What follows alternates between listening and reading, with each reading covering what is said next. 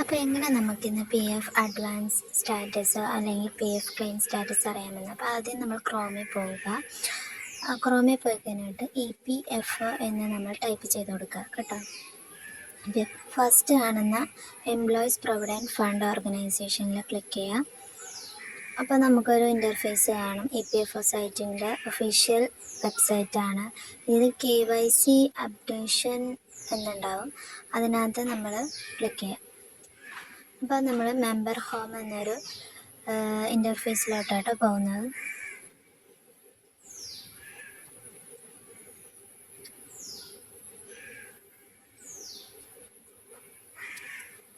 അപ്പോൾ ഇതാണ് member home. അപ്പോൾ നമ്മളിത് ഓപ്പൺ ചെയ്യുക.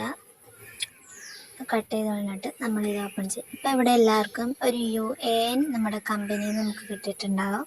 അത് നമ്മളിടാം. അപ്പോൾ ആദ്യം നമ്മൾ നേരത്തെ ആക്ടിവേഷനും കാര്യങ്ങളൊക്കെ ചെയ്തിട്ടുണ്ടാവുമല്ലോ. UN ആക്റ്റീവ് ആയിരിക്കണം. അപ്പോൾ നമ്മൾ UN നമ്മളിവിടെ ടൈപ്പ് ചെയ്ത് കൊടുക്കുക. പിന്നീട് നമ്മളൊരു പാസ്വേഡ് ഉണ്ടാവും. നമ്മൾ പാസ്വേഡ് ഇട്ടിട്ടുണ്ടാവും. ആ ഒരു പാസ്വേഡ് നമ്മൾ ടൈപ്പ് ചെയ്ത് കൊടുക്കുക. ദെൻ സൈൻ ഇൻ ചെയ്യുക കേട്ടോ.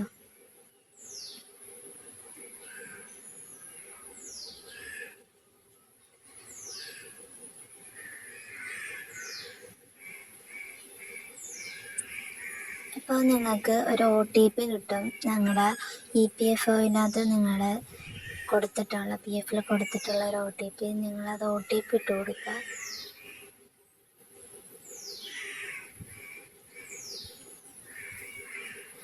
OTP ഇട്ട് കൊടുത്ത് ലോഗിൻ ചെയ്യുക.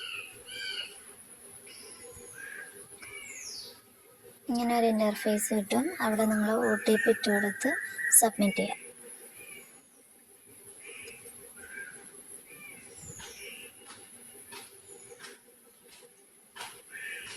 ഇപ്പം നിങ്ങൾ ലോഗിൻ ആയിട്ടുണ്ട്.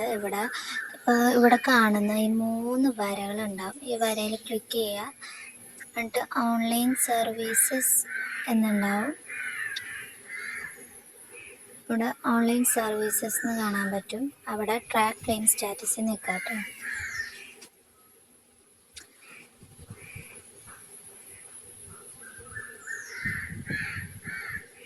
അപ്പോൾ നമുക്ക് ഇങ്ങനത്തെ ഒരു ഇൻ്റർഫേസ് കാണാൻ പറ്റും.